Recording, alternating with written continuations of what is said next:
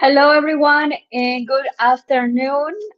Today, I have a producer, Scott Stoltz, with us, and I'm very happy that he once again is joining us here. So, this is your show, Guilty by Your Own Desires. Guilty by My Own Desires. Hello, Giovanna. Hello, Scott. I'm glad to see you here today. How are you doing? I'm doing even better after I hear that intro music. That just gets me going. I wonder why, because it was a very special artist that made that intro music for this show, and so I'm super excited about that.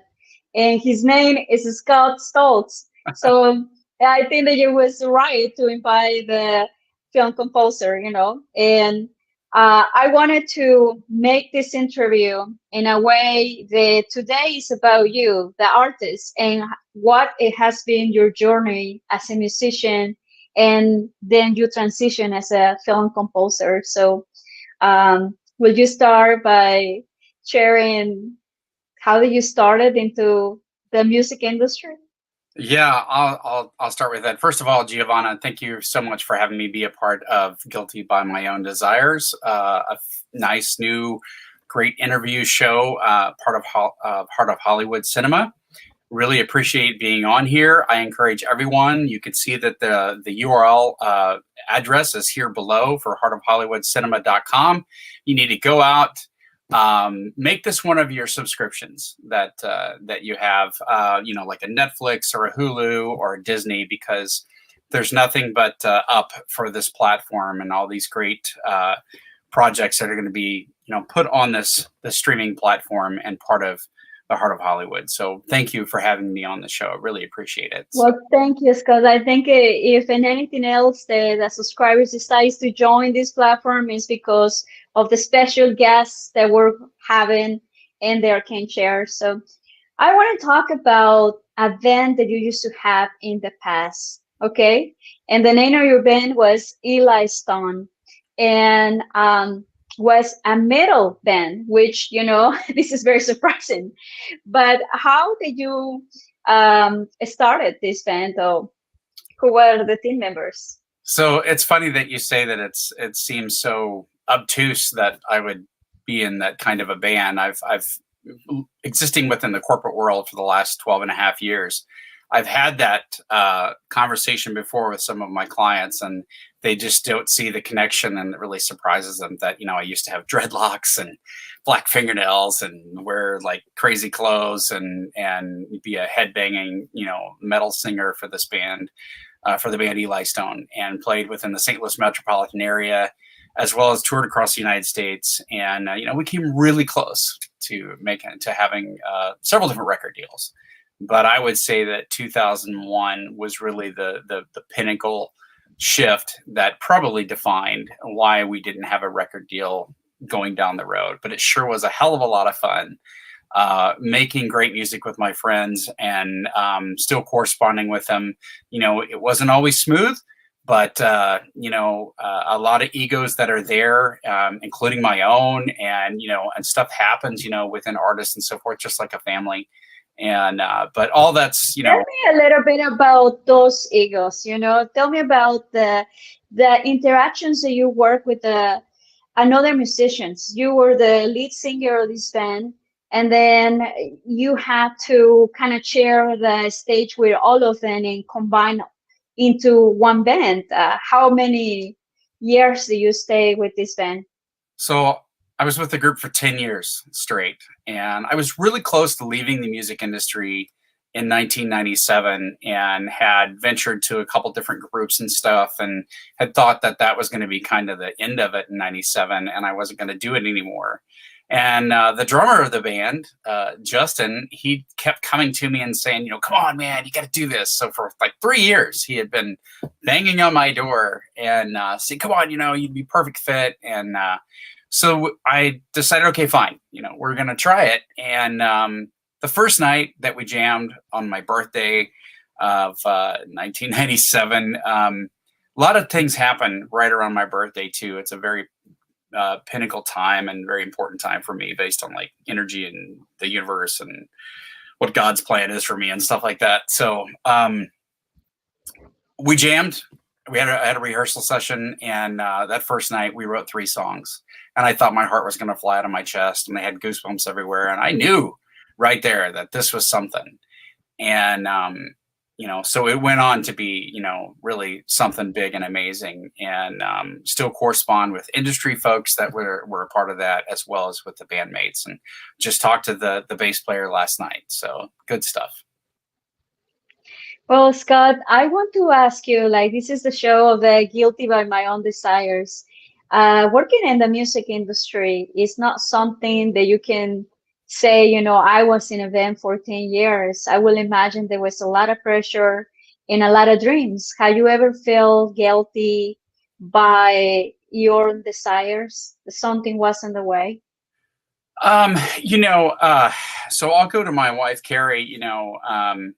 She has been there for me. We're both artists. Our family, we're artists. My son, my wife, and I, we're all artists in a sense. And we're actually, all 3 of us are on broadcast right now. She's doing something in her studio. My son's on a live stream right now too. Yeah. And so, she was there before I was in that band or multiple bands, as I was wrapping up my college degree at Southern Illinois University in Edwardsville. And, but that's how she met me. I was a musician, I was a solo performer and stuff, and writing and everything. And we went to bands, and that was kind of our conduit and what we did together. And so she had been with me through so many projects. So when this one struck, we thought, okay, well, we don't have children. And we'd always said that, we wouldn't have children or a child until, we were either on solid ground with a specific project, or it wasn't even in the mix anymore, as far as a band or something of that nature. And so, life has a really interesting way of playing itself out. And there was an experience after I had left Eli Stone, and I had knew that, I had given that group 10 years of my life and 10 years as an artist, and it was time to do something different. And so, once we got ourselves on solid ground, we were decided that we were going to have try to have children. In the process there, lost my father. And so in 2010, there was a process going into it, as he was going through his illness, but through 2009 and into 10. But in 2010, I lost my father and I became a father. And so in that situation, I felt like, kind of like, from Wayne's World, I'm not worthy. And I say that it was through that experience and how she composed herself, and the grace of how she composed herself through that. And then how we bonded in that relationship and all through that process that really, laid the strong foundation that we have right now. And, we've been through a lot together, and we have a due respect for each other's artistic abilities, each other's concerns. We bounce ideas off of each other, all the way up to, the feature film script and clients that I should take on and what the next steps are. Because, in the long run, she's my largest financial partner as we go through and try to build a legacy for my son, Luke. So. Well, I see a lot of commitment from both of the sides, and I think that that's beautiful, because you don't always find a partner or a supporter that is there through all the transitions in your life. And right now, is that after you finish your moment with the band Eli Stone after 10 years, that's when you decided to join into the film industry, making movies? Or what happened? How did it happen? How did that happen? I've actually had some people in the industry that are here locally, and they're like, how do you just transition from being on stage, screaming with all this emotion and singing with this emotion and performing to, a capacity of 150%. How do you just switch gears and then, I'm going to be in film? So I owned a recording studio, and the drummer Justin Schmidt, he was one of my lead engineers at the studio and co-producer for some records and so forth. And then even the band guys had a role into it. We would utilize some of their equipment, and we would ask them to, their opinions on the gear and everything. And simultaneously in this recording studio, this production space, it was a 3,600 square foot commercial building. And so we had 3 business fronts there, and then we had plenty of storage. And so the thought was, well, let's just transition from the recording studio. Let's start building up the video production equipment. And let's start with, we'd love to do a movie, we'd love to do a movie. That'd be awesome. But let's document our own recording processes. We could document the bands that record at the studio. We could set up production space, and then we could shoot music videos or concert videos for the bands that are friends of ours or coming through the area, and then edit them the way we love to see ourselves in a music video. We thought, what better? I want to ask you this. Is that how Recorded in Progress started? It is not how or it's part, no? Okay. It's not how it started, but Recording in Progress, was based on, there was a relationship between Justin and I, the director, that we had cross-collaborated on another film project. And then he was the lead engineer at Smith Lee Recording Studios. And that's where our second record for Eli Stone, called Driven, was produced. And then I also co-produced 2 records there from a group out of Quincy, Illinois, and then co-produced with Logan Mader from Machine Head out of Hollywood. 2 records there. So I've produced 3 records at Smith Lee. And then they had contacted me to do some voiceover for the Blues hockey team as well, based on my screaming ability and my really powerful vocals. And they knew that I had a radio voice too. And so there was a lot of cross connection there. So he was the lead engineer there for 12 years, and did some mastering for some other recording projects. And so the commonality is we were both musicians. We both loved film. We both had recording studio experience, either from ownership or from owning our own personal space or working in a commercial space as he was. And so that really, I think, fledged and forged a great relationship for producer-director to create the successful music documentary that we have, Recording in Progress. I just can't say enough about that film. And I think that there has to be like a lot of chemistry on that. So yes, for all that audience right now, Recording in Progress is on Amazon and is available in other platforms that Scott's going to tell us where they can find Recording in Progress, Scott. So they can find that on Dish Network, on Frontier Media, Google Plus, iTunes, Microsoft, Xbox, PlayStation, Voodoo. There is several platforms, that you can find the film. But once going back to the chemistry between the producer and the director, that's something that doesn't happen very often. And I think that the similarities that you have with the film director, Justin, and yourself as a producer, it make a perfect combination. If there was any point while working with him that you guys have a disagreement? Never. There was never anything. There's never been a tense moment. There's never been any issue. Even a small one, like a small one, and then you clarify. No. There's what we've done is, through the collaboration process, there's discussion scenario points that we talk about how we're going to navigate. And yes, there's I respect him as an artist. I respect him as a creative. I respect him as a director. And within the Recording in Progress and that process, my job was to see the film through, to see it be, to see it delivered to a distribution company that could put it out to the masses on a North America scale, as well as a global scale, and to try to execute that. So what was great with the balance is I focused on the business side of things. And of course, I always bounce things, this is what's up, this is what we're going to do, and so forth. And what do you think? Are you okay with this?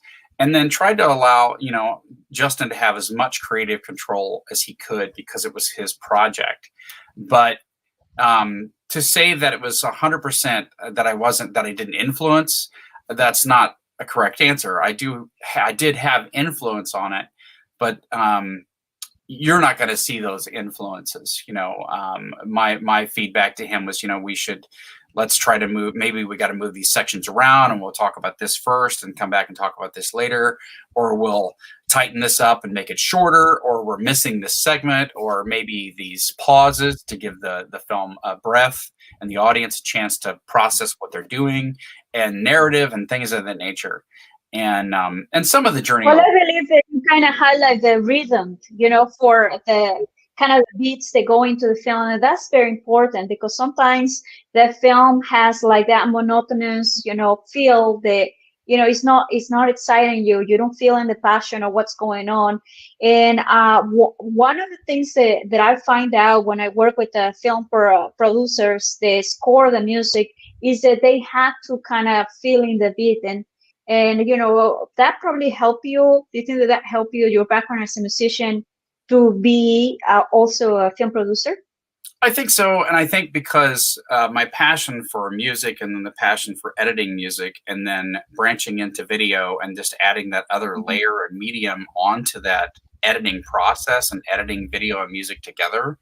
And then knowing the cadence of, where's the older cinema and older video projects and stuff that had been produced to where things are now within the current environment, and how fast paced, everybody wants less is more, more content, faster pace to keep the attention.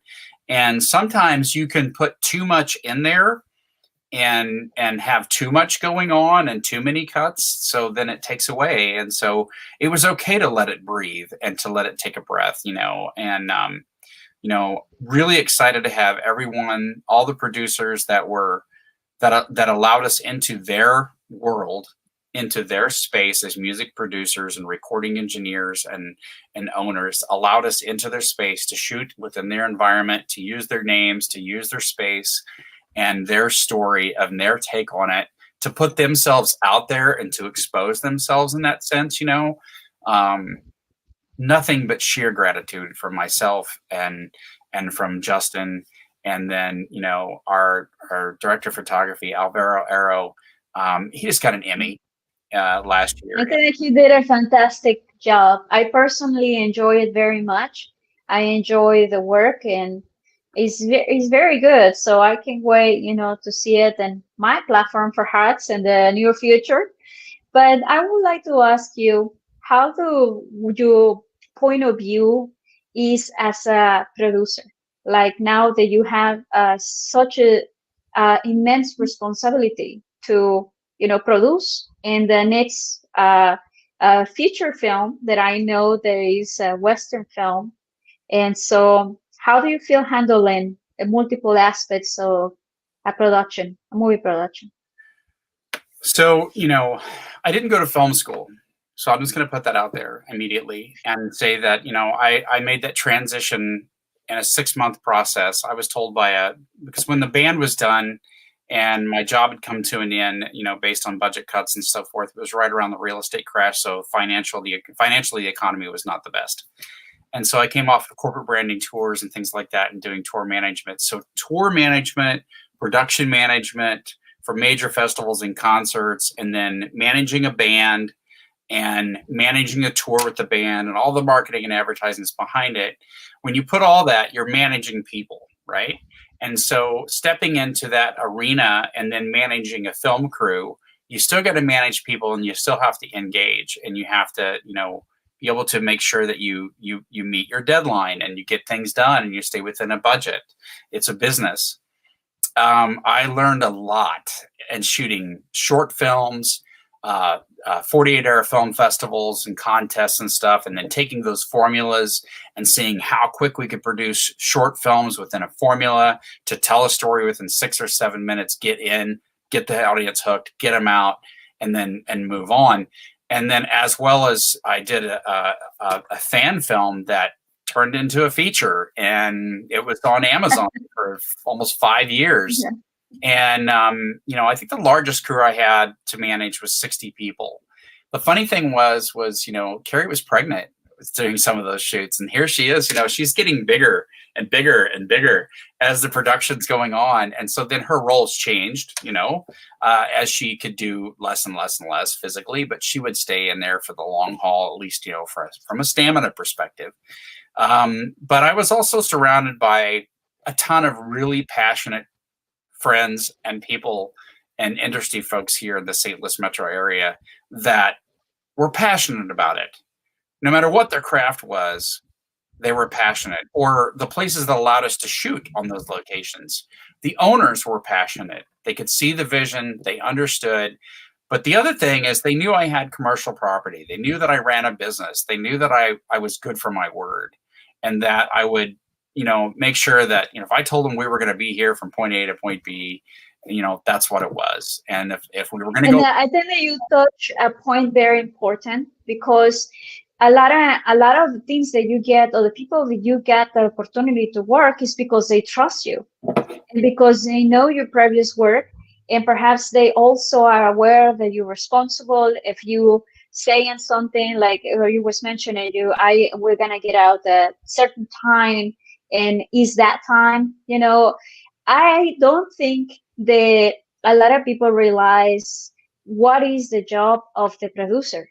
Or sometimes you have bad producers and things doesn't go farther. The movie never get finished. And so I would like to ask you, what has been your challenge so far as a producer? As I'm just going to reflect briefly back on that before we move forward with the secondary question. People have to believe in you, and they have to trust you and be reassured that you're going to leave the space in a good fashion. And so I had people give me keys to their commercial spaces, retail spaces with millions of dollars of merchandise in it, and would trust myself or my constituents that things would be left perfect. And so they would give us spaces, above their commercial space to shoot, for long durations of time and over the course of months for various projects. They would give us I had a whole building that was an art gallery, a massive art gallery, and student spaces and basements. And we were all over this 4-story structure. We still had, I think I still have a key to the building that they said, I'll just hang on to it, and, that means a lot. There was only one time that we set the fire alarm off by, like a smoke machine or something. And, we maneuvered through that. We kindly and politely exited the building under those circumstances and reassured him it wouldn't happen again. But what was the last question again? Can you reiterate that again? Well, yes. What was so far your biggest challenge as a film producer? So the biggest challenge, I think, is staying the course, keeping your focus, recognizing the shiny new fish. And I'm going to say that because there's the more exposure you get as a producer, and with your projects, then the more projects start to surface to you. And in the beginning, it was very rare for me to say no, because I was really trying to grow and get my hands into as many projects as I possibly could, not only to grow as a producer, but to immerse myself within that environment and that culture, to learn as much as possible, because I didn't go to film school.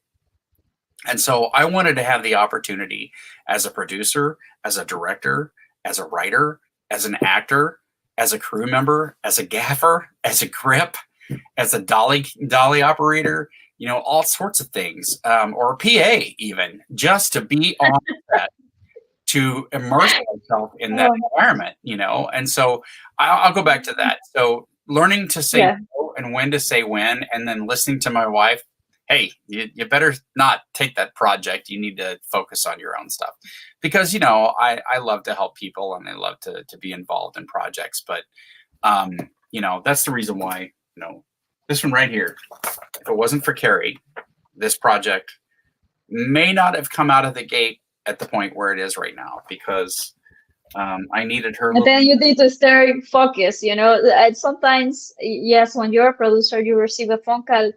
I have like some examples. Like I receive a call, Giovanna, hey, do you want to do this documentary, or do you want to do this series, or let's, you know, is a movie going on here, and then you want to help everyone, but you have to see what is actually possible to be done, and you had to focus and analyze every single point and factor in order to choose better. But you just remind me something. Uh, the producers, yes, they do a lot of things. Most of the producers, I believe that they have worked in every single department. I remember one time I drove a grid truck all the way from, you know, like a big U-Haul truck, the way from Los Angeles to Washington, D.C., to close to Maryland. And here I am, you know, this small person with the truck, and then the other person that was driving, it was supposed to be, you know, um, the person in charge. Actually, the truck, I was so terrified that he was going to have a wreck with the truck that I decided, you know, let me drive the truck. And you know, and one of the positions that I did in that, it was a gaffer, and so you had to learn, you know, the lighting equipment, what is every single thing. But I believe that this is the value also that the producers had, that they had to learn or to know a little bit of each independent work in order, you know, that way help us better. I believe when you're hiring someone or when you are dealing with some person, have you encountered dealing with people and not agreeing or disagreeing? Have you had any type of interaction with the crew members? Yes, that's going to happen over time. And it depends on the project. It depends on the duration of how long you've been in production with each other. And sometimes you may be more comfortable with, you know, hey, it's just in the heat of the moment. Don't take it personal. And I've been a recipient of those kinds of emotions. And I've also been on the other side where I can remember when my nephew worked with me, and you know, I'm just doing my thing, you know, and it was a large space. I didn't have a megaphone or anything like that, and there may have been people, you know, down this long corridor that needed to hear what I was saying so we could be quiet on the set and stuff. And he's like, "Man, dude, you know, you're just yelling at everybody." I was like, "Am I?" And he's like, "Yeah." He's like every take, you know, you're yelling. And I was like, "Well, you know, sometimes I've got to be able to have people to hear, you know, what's going on because." Usually it's the first AD. Yeah, and I'm hearing, you know, and I'm playing multiple roles at the time. Sometimes I've got the headset on me so I can hear all the audio and everything. And there was another one where my close friend Bob was on set with me, and he was fine. He was right there with me, and I turned around to him. And I said, "Do you hear anything?" And he's like, "I don't hear anything." I'm like, "Well, I can hear something going on. I can hear the whole conversation going on." And it was outside on the first floor on the sidewalk, and we're in a commercial building on the second floor by the window, and I'm shooting this scene. In fact, Ashley Cristale, that, you know, is I think you're gonna have her in the magazine and in the next issue, and she played Harley Quinn in this Batman fan film called Bats in the Clock Tower, and we were doing her scene with the Joker. And you know, she had come in and stand in front of him, and they had some dialogue. Well, I could hear this whole conversation going on. So here I am screaming, you know, "Quiet on the set, you know, we're gonna start this day or whatever." And everybody around me was, you know, a pin could drop. But through this, you know, shotgun microphone that was on my camera at the time, you could hear you could just hear this conversation going on. Come to find out, it's the guys out in the front smoking cigarettes on the break, right? You know. Okay, and I can also think about the you being a musician. I think that also is something that every musician has, because I have, you know, editor who was a drummer. You know, his name is Alex, and he can really pick up noises because, you know, you are kind of, your ear is trained to hear it. So imagine if you was hearing from the camera, I can imagine what was going through your head at that moment. Probably a very frustrating and stressful moment, Yeah, especially for you. And that parlayed over into my broadcast production experience and managing like global meetings and stuff. There's been times when I've had like 7 to 8 feeds of different audio from different people's conversations going on in left ear, right ear, and have to disseminate all that. And some of my coworkers and friends are like, I can't even process how you're doing that. And I think that because of spending so much time, I've been recording music since I was 16, from stereo track to 4-track to 8-track to 16-track to 32-track to 64 tracks of music. And to be able to go like, what, that hi-hat is off right there. That one, that whole little one, or he missed a kick drum over here. Or do you hear a phase in this guitar or whatever, and the people, sometimes people are like, it's out of tune. Yeah, no, I don't hear anything. And, while we're on that subject, I'm going to tell you a funny story. And I promise it won't be long. No, go ahead. In our recording studio, we used to, the engineer, myself and the other engineer, we'd do this once in a while. So if we had a new person in the studio that was a friend of the band, right? We didn't always record heavy bands, but there was some heavy bands that recorded there. And we would throw out 20 hertz in the sound system in the room through the subs and through the speakers. You can't hear that, but you can feel it. And if you're not prepared for it, and we were able to automate that in and out, or could just like with a mouse click, turn it on and off. It was so funny because, be a really heavy part of the song, and of course, the band guys are like, yeah, this is great. This is super heavy. I can feel it. But then we would turn on that 20 hertz and you would see them just kind of going, what is going on? So just a sound guy trick. It was a lot of fun. So, yeah. So I want to go back a little bit, when in your metal days, when you were the singer of this band, what you enjoyed the most from that experience? What it felt to go like out on stage, with hundreds of people and being touring for 10 years? Hundreds or thousands or, 26,000 seat venues. It was always about the energy that you felt on stage. And it wasn't necessarily, there could be like no one in the room, but if the muse was perfectly in tune with the group, everybody was hitting their mark and it felt good, then that feeling would resonate within the group by tenfold. And that itself was a rush and of adrenaline and endorphins like a drug. And such amazing energy. Like I can't even explain it. It was like, caffeine and having some shots and stuff all mixed together. And well, cheers to coffee when you had to. Yeah, when you have a late interview or early on your case, but yeah, that was the feeling. And then when you add the next layer of a crowd in front of you, you're pushing that energy out to them, and then they're reflecting it back like a mirror. And then the bigger the crowd and the more they're into it and the more that feeds back, the more it even resonates even more within the artist and the performer on stage. And so I think there's different people there or different aspects of the artist. There's the artist, and then there's the musician, and then there's the performer, and then there's the specific instrument or what they're doing. And I always said, my vocal cords were an instrument, but I couldn't replace those strings like we could. Like, you can't retune a piano. You can retune a piano. Yeah.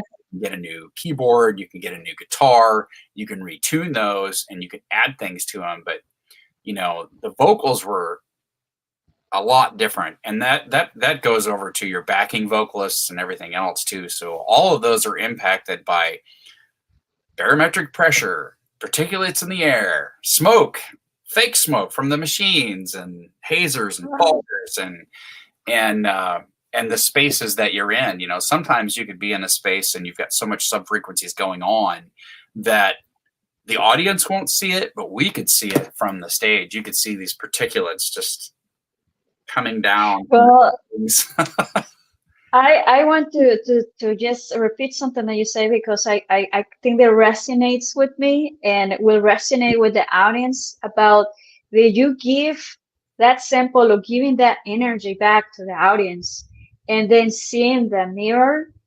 I believe that is like the magic of the artist that we all have. You know, when you give something and you receive something, only that you are seeing that in the shape of, you know, you are the performer and the audience is the givers. You know, that is back and forth. So I think that that's just very beautiful that you just say there. So there's two more things, Giovanna, and I really appreciate you recognizing that. There's two more levels there. And the movie Soul taps into this a little bit. And writers can do it, painters can do it, dancers can do it. I'm sure golfers do it. You know, football players do it. You know, anybody who has a passion for what they're doing. There comes a moment that you can get so lost inside of the moment that you go somewhere else, or you project an energy that you don't know you're projecting. And perception's everything. Sometimes those can be misconceived as, or you know, the perception's off and doesn't come across right.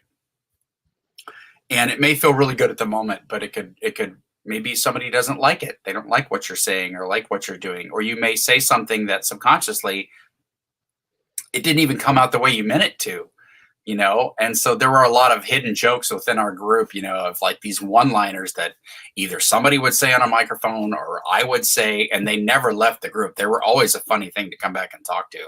And I'm like, I don't even remember saying that, or that was not what I meant to say, you know, or that's their audience hears something different, you know, because they only pick up certain words and so forth. But we'll go back to the moment. I really loved, that was probably my most favorite, was being almost in that trance and in that moment of experiencing the music and the rhythm and the moment and that whole chemical mix that was going on with your endorphins and everything all together. And then the music felt so great. And then it just becomes second nature and you don't even feel what's going, it doesn't feel like it's forced or anything. I do miss that more than anything, is having that experience. Now I do some beats and loops and stuff. And, you know, I produced that music track for you and I really love the way it turned out.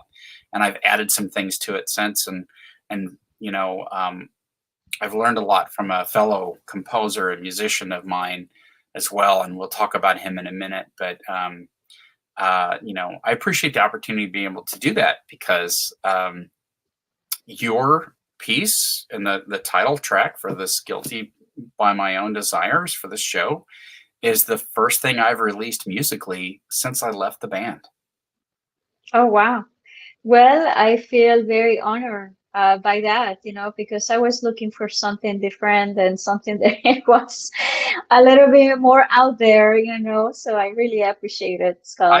I'm so glad that we went with that versus like one of the you asked me about the music. I'm like, that is not gonna work, Giovanna. We're not gonna be able to do any of the music from the and you know, that's part of the originality. I love like original music. I love to work with the artists, but when I hear something new, that is like I feel alive. I feel like yes, you know, that gives me something to continue, feel inspired about it. And I think that that's another beautiful things the artists can do with and transmit with the audience. But another thing that you just say right now that got my attention is that you were a vocal, metal vocal. I cannot even picture you with the long hair and the black nails. But well, this happened and it's in history.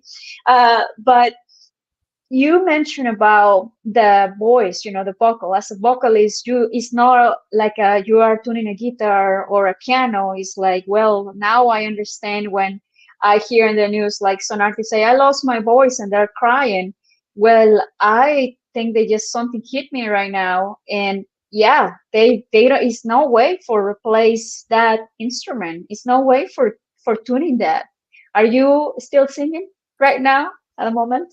You know, at this exact moment, no. But I do sing, you know, in my studio, I'll sing some stuff, and I've tracked a few things in here to, you know, try to explore things, and I've got to find the right music and the right grooves that, you know, I've been inspired. You know, there's guitar back here behind me, and I'll touch everything that's in this room, and I may have a great session, and I'll be able to expand and try everything. I can do keys, and then I'll do guitar, and I'll do some vocals mixed in with it, and so forth. And um, you know, we'll go to the touring aspect of it. I think I was only probably like 10 days into one of our extensive tours, and I got sick. At that time, I didn't have insurance. So I had a really awesome doctor that would help me out or parlay to other doctors that, you know, he would correspond with them if I went to a clinic or something. He would get on the phone and say, this is his history, this is what we need, you know, and he's really in tune with himself. So I would know, hey, I need an antibiotic. I'm going down. I need an expectorant. I need, you know, something, you know, decongestant, whatever it may be. And a lot of things that I didn't know then that I know now was really based around a lot of allergy issues. But, you know, when you're on, there was only a few shows that I was too rough, too sore, too sick to perform, and we would not make the call until like maybe an hour. We would load in and everything, and I'd just be like, I cannot do it. You know, there's no way. But then the next night or the next show, I would make it. And there were some shows that I couldn't have made it through. You know, I would have never guessed at noon that day or 5 p.m. that day that at 9:30, 10:30, or 11 o'clock at night that I was going to get on stage and scream and do my thing, because I didn't scream the whole time. But it was like that more heavy metal stuff and melodic vocals and stuff. And somehow, some way, you know, it would happen, and I'd be able to pull it off. I'm sure there were some rough shows. I'm positive there were some rough shows. But during the tour, somehow even the rest of the band, we'd be like, man, we're not doing that again tomorrow night. We're not going to have any beers. We're not going to do anything. I need some rest here. It would all happen again the next night. You know, we would have an awesome show. We would party. We would either stay or we would, you know, party for a while and then chill out and then drive on to the next location or halfway there or whatever. And somehow we'd end up doing it again the next day or the next event. And I think the most Jaeger shots I did in a night were 8 or 10 at a venue in St. Louis. I was exposed to a bunch of like drywall dust and stuff and everything else. And I lost my voice within the second song. And I told the roadie at that time, I said, every time I do this to you, that means. So what happened when you lose your voice? I mean, you guys had to return the tickets, the money for the tickets they purchased, the people that purchased the tickets. So it is a big issue or not? How that work out? Some of those shows where we canceled the show, you know, it wasn't based on ticket sales. You know, there was a guarantee, and we would just forfeit the guarantee or take a partial payment, you know, just for the travel. And sometimes, you know, it was a group decision. The whole band would be like, yeah, we're fine. Let's get the show. Okay, maybe the place or something. Whatever. There's nobody there or whatever, you know, there's like 5 people or something. And there were things. Let's take care of the image. On a Monday night, Tuesday night, you know, and then you know, there's no one there. But in the middle of a show, I never walked off. I would make my way through it, force myself through it, and find a way to push myself through the show, and then deal with those repercussions afterwards. And so, you know, like I said, I was at this event, and I told this roadie, I motioned him up to the edge of the stage, and I said, every time I do this to you, I want 2 Jaeger shots in front of me. And so we got done with the show. It was a 35-minute set, and I looked at the DJ and I said, hey, you got this, man? And he's like, you're not going to help us on that. I said, no, man, you got this? And he's like, what do you mean? And I said, you not pay attention? I had like 8 shots in 30 minutes of Jaeger. I don't know I how. was about to to ask how many of those that you got to in the Yeah, 30 I was like, minutes, you I know? don't know how much longer I'm going to be able to stand. So the Yeah. funny thing was, a couple Red Bulls and stuff. I never did fall out that night. I was fine. Okay. Well, that's great. So I want to ask you, I'm sure that the mentors that you have in the past have helped you a lot, and I would like to ask you if you can share some of the most important memories that you have with some of the mentors. That's a heavy question. One of the biggest mentors of my life, that's really the biggest one would be my father. And some of my friends, Bob Nelson's one of my close friends. He's like, you were your father over and over, and he's like, I know his work ethic, and I know that's how you're able to do what you do. He's like, you do more in an 8-hour day than most people do in a week, and he's like, I don't know how you do it. And so he was a mailman, and so we just had the conversation with somebody else. I had the conversation with someone yesterday, and they said, we don't see that your dad would ever, not go to work. That the weather was not an issue. That it was through the rain, the mud, the sleet, the snow. No matter what, that he would be there and he would do it. And then on top of it, he was a concrete construction guy too. And so the funny thing that he said about that craft was about concrete. He's like, it's going to be beautiful, and it's going to be hard, and it's going to have cracks in it, which is just like life. And but you got to make the best of it, and that not one piece of that work is ever going to be duplicated. It's a piece of work that's different every single time. And so I've kind of taken that motto as I went through with his passing and everything. And so he was a mentor. I had some teachers that were mentors and stuff that really stood out to me. It's funny that you asked me that question, because I was thinking about one of them last night. I'm not going to name the person, but she was a stand-in third grade teacher. And I know you're like, third grade, wow, that's going way back there. But she really was like a highlight of my elementary. And then starting to make that transition, there was a male teacher that he really impacted my life around my 5th grade year. And then probably my 8th grade, there was a teacher that was really impactful on me. And through high school, there were several that impacted me. And through college, there were several that impacted me. But I think having good, strong allies and friends, one of the guys that helped me, with the script, Alan Lamberg, was there for me many different times throughout the film career and as friends and everything. So I would say that he was a pretty big mentor. And but I think also staying spiritually grounded. And I say this loosely because everybody has a different religion. They don't always follow the same path. But as long as you are grounded with yourself within that spiritualism, that's the most important thing that you could be. And understanding that inevitably a majority of the decisions that you have to make and you have to encounter, it all comes down to you.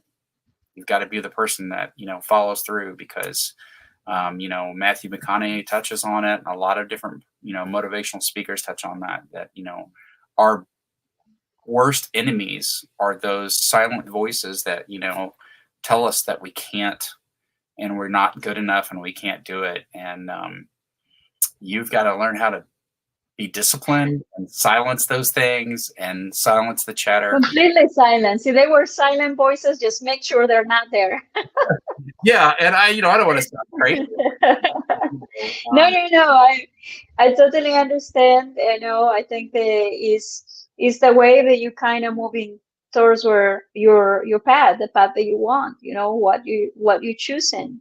But I would like to ask you, any advice that you might want to give for a musician they start in their journeys, something that you would like to share? So I will say this, Giovanna. Thank you for asking me that, and I think you can relate to it too, because you've had quite a journey yourself, and we've had these conversations. You've had a journey doing what you're doing and making it to where we are now. And the same thing to where I am now. Um, you've got to be you. You have to be yourself, and you have to be comfortable with yourself to be able to sit there and say, you know what, I am who I am, and this is what I'm going to do, and I'm going to do it. And you're going to encounter a lot of things in your life where people are going to say, you can't do that. You're not going to be able to do that. You know, you're crazy for thinking that you can make this goal or you can do that. And why would you even want to do that? And the other thing is, the subject matter is only as relevant as it is relevant to the person sitting across from you. So you can't try to sell somebody on something that you're doing if they don't even have the capacity for it, because I had to ask you this before you continue. Have you ever, like, is there anybody that make you feel guilty for deciding something that you wanted? You don't have to say names, but I believe it's important to share it, for it's those bumps in life that make us who we are. Friends, family, acquaintances, managers, supervisors, peers, other filmmakers, other musicians, other personalities, absolutely. Other producers, other business contacts that would never let you grow beyond what they met you at, and then you never could exceed that. You never grew. You were still. It's kind of like the little brother concept or the little sister concept or the small cousin. Oh, aren't you cute? That's great. And that's it's really tough to shake that. And in-laws and everything else. But eventually, it comes back to you. It's okay to be concerned about what other people think and so forth, but you just have to it really comes down to you, your personal dynamic, and your close knit group within your family. As long as that unit is tight and has an understanding of what's going on within this environment and this space and what the direction is, and you're united on that aspect, then I think you're okay and you'll be fine. And you just have to, and again, coming back to being one with your spiritual self and with God and the universe, and positive feeds positive, and to push out those negative thoughts that could impact you and affect your day. And listening to, Matthew McConaughey, we always said, listen to those. Boy, there was a red flag there. And we just tried to push so hard through that. We thought we were going to come hell or high water. We were going to do X, Y, Z. We really should have listened to that red flag, because something else happened. We had a flat tire. We had a wreck. A child got hurt, or we got hurt, or something of that nature, right? Or lost money, or whatever it may be, or food was bad, who knows? But, so he talks about red lights and green lights, and really recognizing those. If you can become cognizant and start seeing those, I think your path will be a lot better. That's my advice. So be you, pay attention to the roadblocks, process what those roadblocks are, accept them for those maybe times that could save you from a lot of hurt and heartache and suffering, and damaging experiences, that allows you to step back and reprocess. And then in my case, sometimes, now where I'm at with my career, I have to say, okay, well, this is not working today. So today I'm going to go over there and I'm going to jam. I'm still going to be creative and I'm going to be productive. Okay, today I'm going to write on this stuff, or I'm going to go exercise. I'll just shift gears. As long as I'm getting a series of things done and being productive, that's fine. And some days I do 12, 14, 16-hour days. So it's okay if I do a 6-hour day once in a while. It's okay if I sleep in a little bit. It's okay if I shift my schedule, and I say that because tomorrow I'm up at 3:50 a.m. in the morning to take a class out of London. There's all sorts of great companies, presenting tomorrow: Industrial Lights and Magic, and Artists and Entertainment, and Rocksteady, and some other companies, so I wouldn't miss that for anything. Last week I took classes for 4 days straight from Netflix, and there's a lot of hours of sitting through it, but It's okay And a to lot of discipline. discipline, and then understanding, hey, you know what? It's okay. I'm going Yeah. to take some time and do some self-care.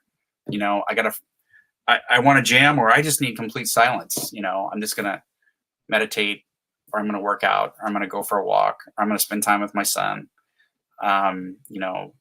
We used to play a lot of Minecraft together. The platform updated and we can't play together anymore. So we've recently found a game that we don't necessarily play it together, but we're engaged together, and I help him navigate his way through. In some cases, he's like, I can't take it. You need to take the controller, Dad, and you play it, because that's pretty intense. He's really liking it a lot. Well, I think that it's very nice that you guys can work together. Yeah. And I would like to ask you before we go about your new movie that you're working, and there is going to happen very soon. So the title is Six Bullets to the White Rock.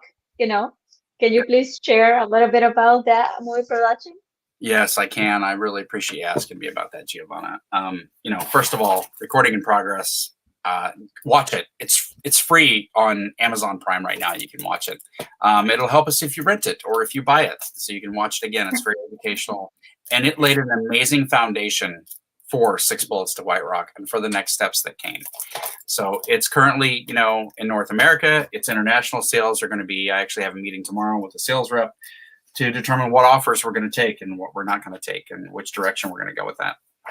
So that's a good thing. And then the company that is working with me on this is Six Bullets to White Rock. Don Noble is an amazing artist that helped draft this, piece of work here. And we've did some manipulation to it and kind of tweaked it and so forth, and added some extra filters and stuff on top of it and some textures. But I just heard from the executive producers today that they definitely want to utilize this piece of work for the new executive press kit. So that's good. It's a Western that has been a passion project for almost 12 and a half years. It was one of the earliest scripts that came to play. It wasn't I wrote an outline for it and tossed around the idea, and then I worked on another draft of another script, but this is the one that came back, and this was my first feature-length script that I had written. I had some help along the way with some other creative writers and so forth that helped me in the first year or so to really, I had these great ideas and I had this whole outline, and I needed to expand on some ideas and then to bounce ideas off each other, because my wife wasn't really into that aspect of it at that point. She wanted it to kind of be, my thing. And so I worked with a co-writer called Toby. Her name was Toby. And I just spoke with her tonight, and she's really excited about the project and can't wait we have another meeting tomorrow that we're going to talk about some more stuff. She's really excited about where it's going. And then my friend Alan helped me. He helped reflect some ideas and digest some ideas and made suggestions and stuff of how we should process it, and then kind of helped me organize it after its first review. And the first review it was compared to Silverado and Young Guns and 310 to Yuma. And I thought that first review was going to come back chock full of red ink, and it did not. So that was really encouraging, but at the same time, kind of daunting, because I thought, well, wow, that's the first one. And, you always got to do better on the next project. But well, I would like to ask you something, if possible, that you can share. What is the audience can expect from this movie? So it's a historical fiction, and it's a Western. It takes place from 1871 to 1873. Our character is a historical figure, and he was missing in history for a few years. There was nothing in the records when we started. I think some of it's been filled in now, but when we started writing it, there was no historical record for about 3 years. And so that's the fictional aspect, as well as some new characters that we interject to engage with this character. And we determined that White Rock was a town that was really there in the 1800s, late 1800s, post-Civil War in southern Missouri, and had to, eventually, dried up and blew away. When I say that, it's theoretically, hypothetically, it blew away, but it didn't continue on, and that's where White Rock came from. It's an immersive, visceral experience, about the journey of not just one character, but multiple characters that are extremely flawed. They're damaged. They have their own personal demons, and they're trying to better themselves and find their way to become their new direction. And the relevancy of this is not just myself having to realign on what I'm going to do during the pandemic and after leaving the broadcast production career of 12 and a half years. Many, many, many people across the United States and the world have had to okay, I've got to do a reset in my life. That's really what it's about. It's about the reset of life, and how many times, a person has to reinvent themselves to better themselves as a person, be it physically, mentally, emotionally, or from a career perspective. They have to do a reset to take the next step up and to let go of their fears and those kinds of things, and go for what they want to do, and to be who they're supposed to be, who you were destined to be, and to follow your passion and your dream. Wow, that sounds so very interesting. So I can't wait for seeing all the behind the scenes Well, and the production itself. That's I've been super to cool. have you on there, Giovanna. You know that, and Yes. I've already started getting contacts. From the last show that we did, I started getting contacted about casting, and we're not casting yet. So there's a lot of things that have to take place between now and production. Currently, the placeholder for my executive producers is for November, December. The plan is to shoot in New Mexico. The location that we chose, they shot Silverado, 310 to Yuma, Hostels, Cowboys versus Aliens, Thor: Dark World, The Missing, Lonesome Dove. It's a beautiful location. Can't wait to be there. And in fact, I'm looking forward to going out there very soon to just to soak in the space and the environment and get that energy as we go back out and start. I think that would be wonderful. You can go and scout first and be in your space and kind of feeling the mood of how everything is going to be done later on. I think it's great. I'm super happy that, this is happening to you. It means a lot for any producer, but for you, like you say, has been in the cooking for the last 12 years. So when something like that happened and, people know the quality of your work, and it's just happening. So that's pretty much another Hollywood story, right? Yeah. But I wanted to ask you 5 questions before, 5 favorite things that you have before we, cut the interview. So my first question would be, what is your favorite genre of music? Favorite genre? Oh, goodness. That's tough. I've got a bunch of vinyl records back there. You can see Johnny Cash's Folsom Prison is, Prison is right there. Yeah. One that you play more than twice, perhaps. I love music that soothes your soul or cleanses your soul, and you can feel it going through you, and you're like, I feel better after I listen. Can you give me some sample, because I know that your background is metal, so I'm not sure what you're talking about. I think that you can understand me, I think. yeah. I think that is, relative to your current mood, and where you're at mentally at that time.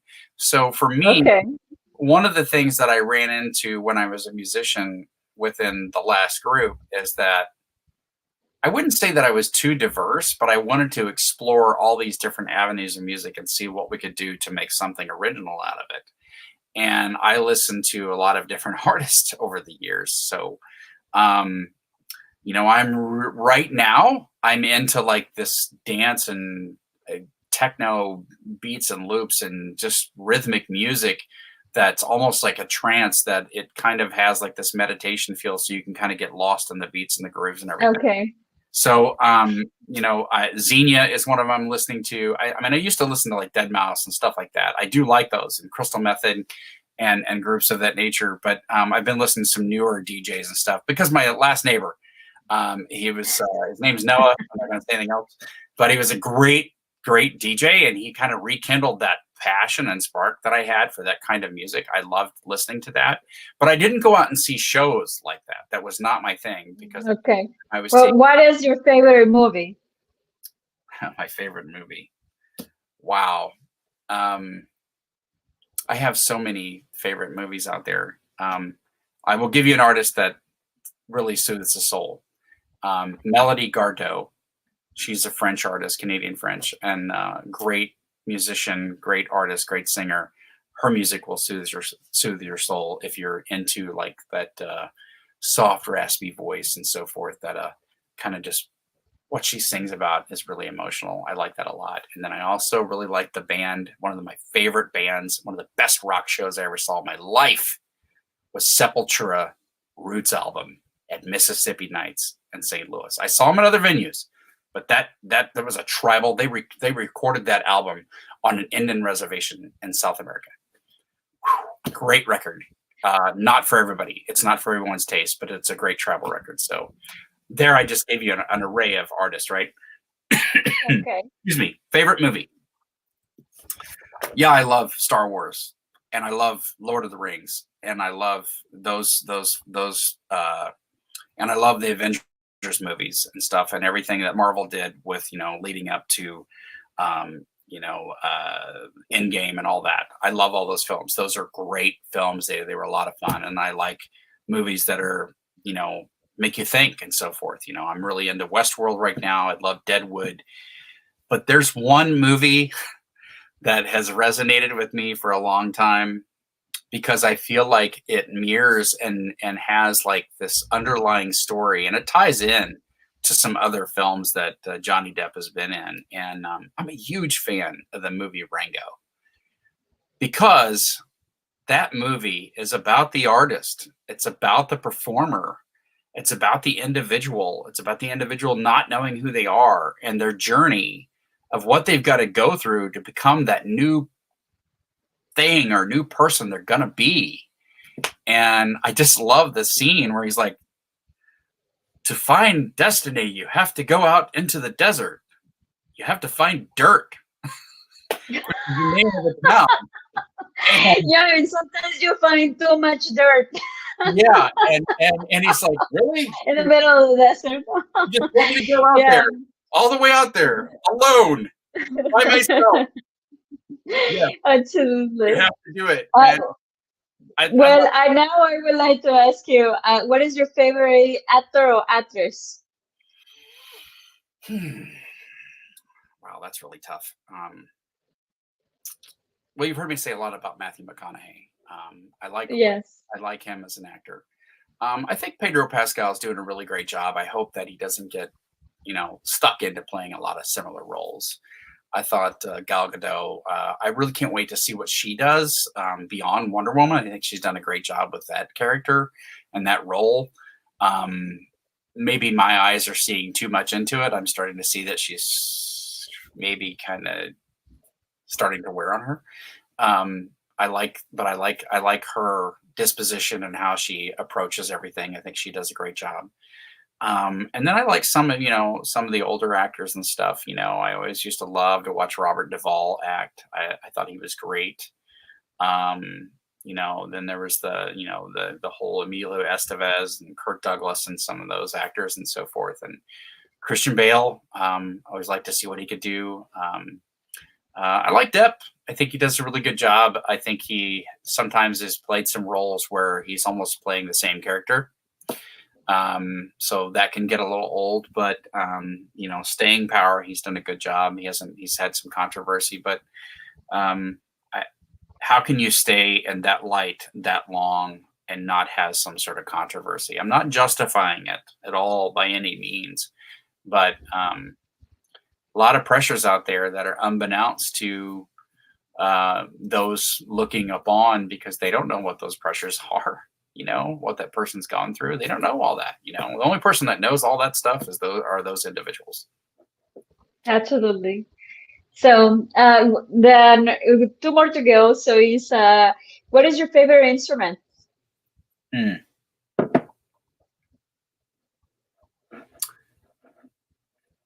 really like what the voice can do. I I loved being able to play guitar. I got an opportunity. I was supposed to see Van Halen when they were the real Van Halen, and not that the one with Sammy Hagar wasn't real, but that core unit, that original unit.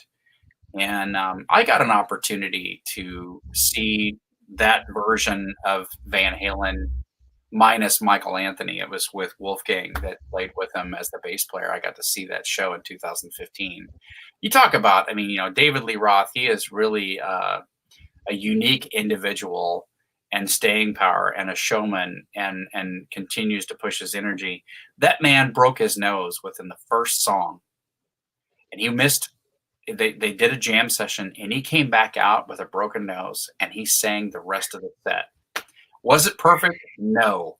I can't even fathom how much that had to hurt, not from the broken nose, but when you're singing, you have so much pressure that goes through your sinus cavity. Yes, of course, it's all together, kind of.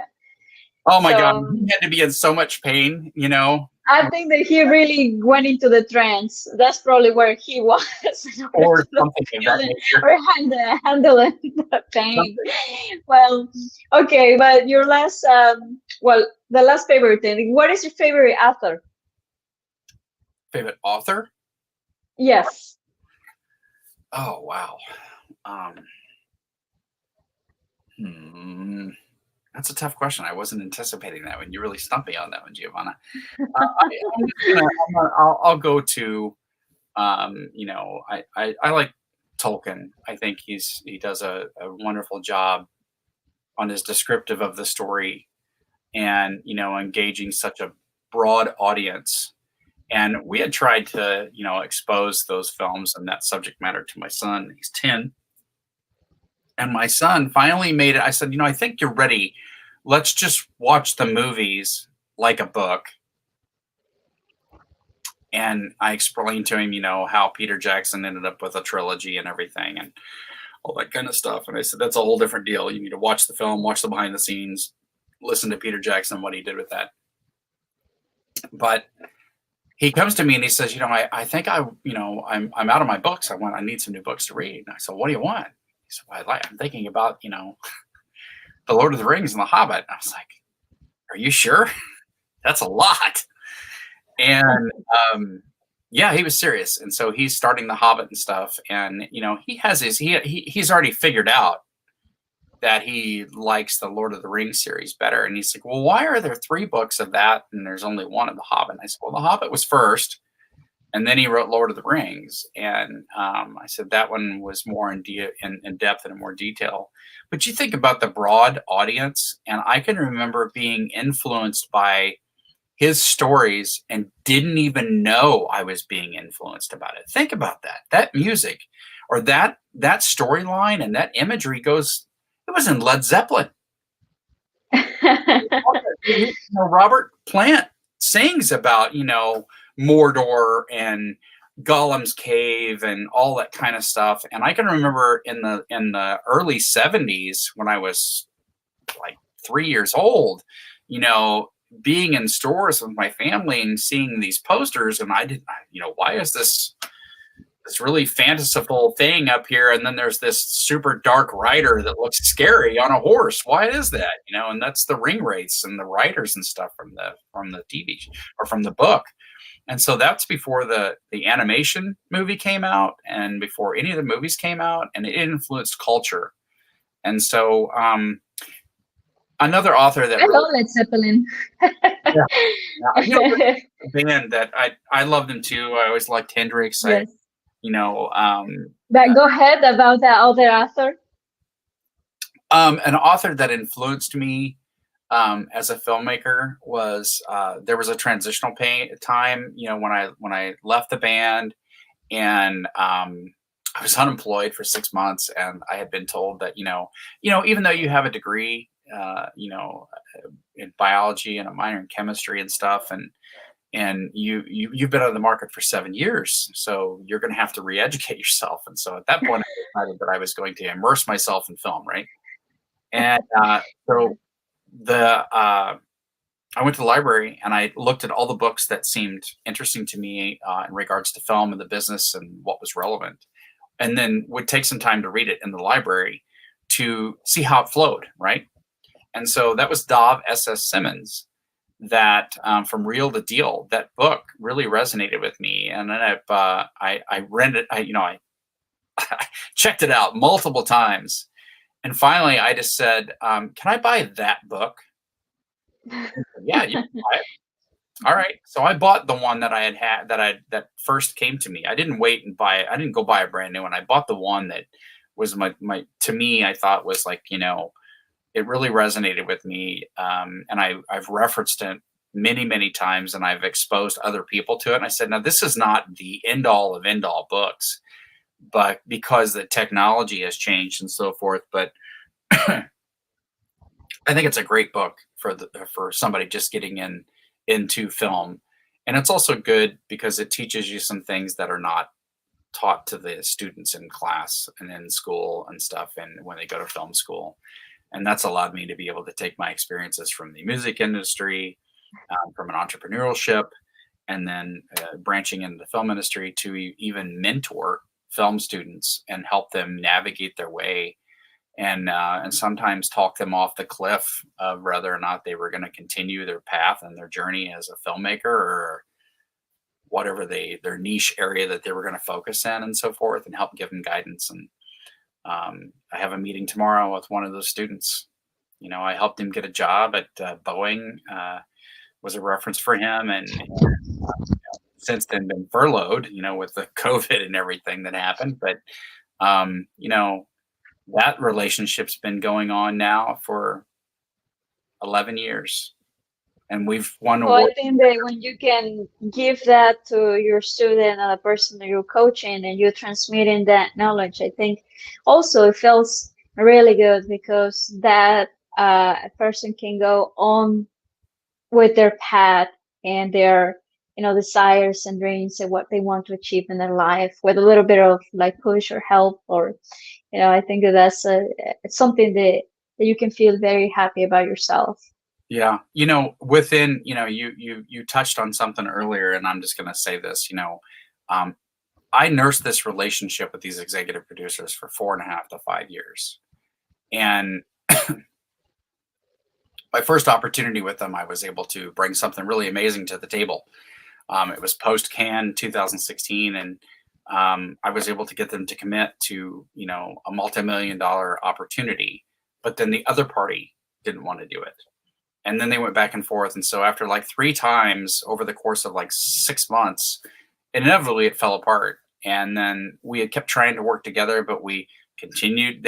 Number one, they still allowed me to be me. They still recognized me as someone who was relevant in the industry and kept giving me a chance. And you got to give people chances, you really do. And you got to hear them through and see them through. And I think sometimes that duration and the stamina, helps show what these people, what an individual is really made of, and that they stay the course and then stay positive and never, I try not to burn the bridges, because unless it's like a plan B, and there's a whole thing about burning the boat, so you don't have a plan B, so you can just go forward. But with individual relationships, I really try not to do that, because you never know. There could come a point, and fate has a funny way of bringing you back together with people over the course of years that could, impact you. Absolutely. Yes, absolutely. Especially being a producer, you have to, take care of your past relationships, present relationships, and even future relationships. So I think to be in this position right now, where they offered me this opportunity as a development deal and a producer's representation deal after all this time, and then what kind of agreements we came to, I am truly humbled. I'm excited. I'm honored by the opportunity. I can't wait for the next steps, because now I'm starting all over again. I'm new to this caliber of a film. It's a multi-million-dollar picture. It has a really large budget. And, my executive producers financed $60 million worth of pictures in the last 5 years, and aggregate $200 million worth of pictures. They've got an Oscar under their belt for the Peanut Butter Falcon, and dealing with actors like Robert Duval and Woody Harrelson in the last several Bruce Willis films. Woody Harrelson, Bruce Dern, actors of that caliber.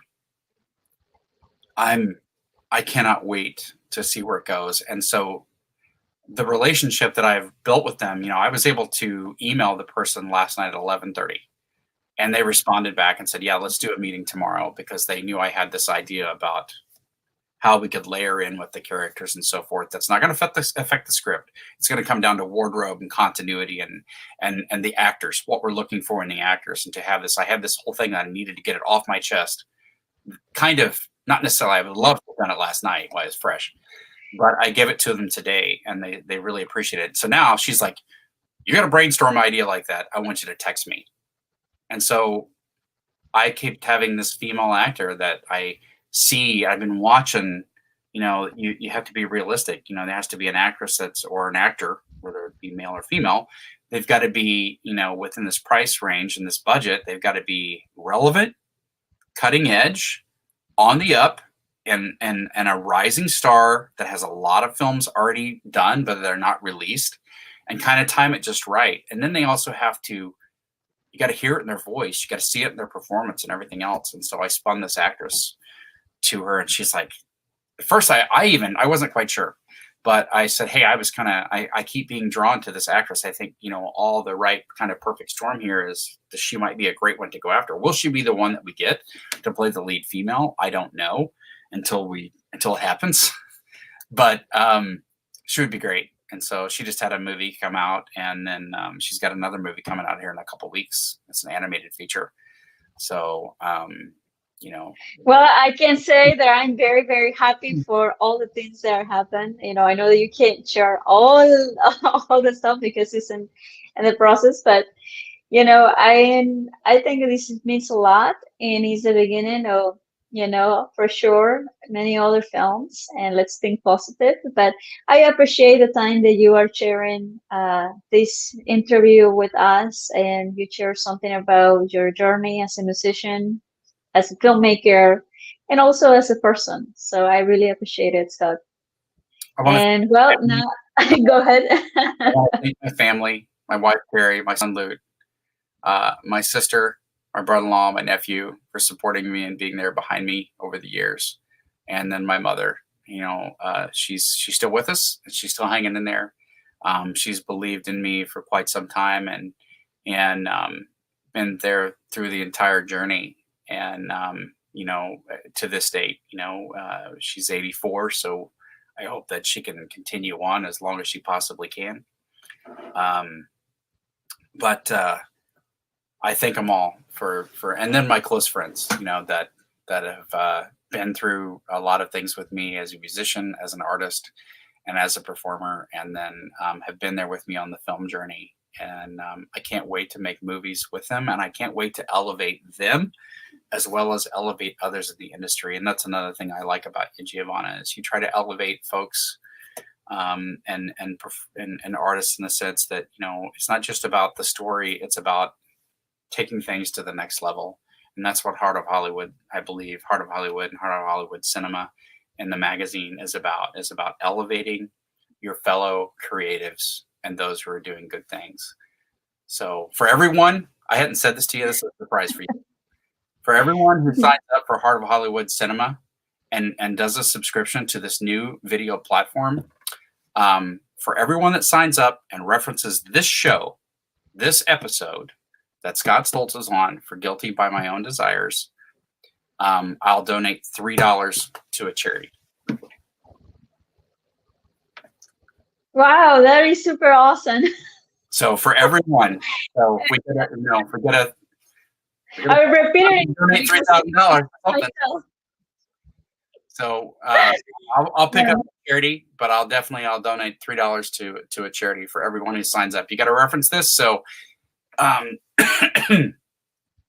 everyone that's out there that's watching this or watches it in the future on the replay, be sure to say that, hey, we signed up, and and let Giovanna and let the team know there at Heart of Hollywood that they signed up because of this session tonight. So. Well, thank you so much, Scott, especially, to give us ups for our new streaming platform, HollywoodCinema.com. I mean, this is something that we're still working on, but I really think there is another option for filmmakers that they can distribute their films. I really, it's in my heart, that is going to happen. We don't know how long it will take because it takes many people. They believe in the company and Hollywood, and also they will give themselves an opportunity to have another platform to showcase their film. And ultimately, that's what we want to do. We want to continue sharing, like art films, independent productions, or studio productions, they are willing to stream their movies in our streaming platform. I think the issue is a dream for me. It's my desire, as I'm guilty of my own desire as well, but it's also a dream for my team, and for many other filmmakers. So thank you, Scott, for all your support. I have so much fun with this interview, and I'm sure that all the audience will see this interview later as well. They will learn more about the artist, Scott Stoltz. I can't wait to do more shows with you, Giovanna. I feel like there's going to be some time down the road that we're going to be sitting in a room together on a studio, on a stage, like host and co-host, and we're going to have these incredible interviews with these people because we'll talk a lot. So yeah, we do, but that's where the magic happens. And I go today with the warm in my heart, the things that some of the things that you say, I really resonated with me. I think that I won't forget about what you say. You couldn't put it in better words than when you, get into that moment of trance and creating, and then you're giving your energy to the audience, and the audience is a mirror. I think it's going to happen with this film that you are producing, and it's a multi-million-dollar picture. I think, that same energy is going to reflect, and that's going to be the beginning for many other films. So congratulations, Scott, and thank you again for being in this show. I can feel more honored to have you today. And so now I will say goodbye to our audience. Thanks, everybody. Bye, Scott. Have a good night. Be grateful, be positive, be the passion.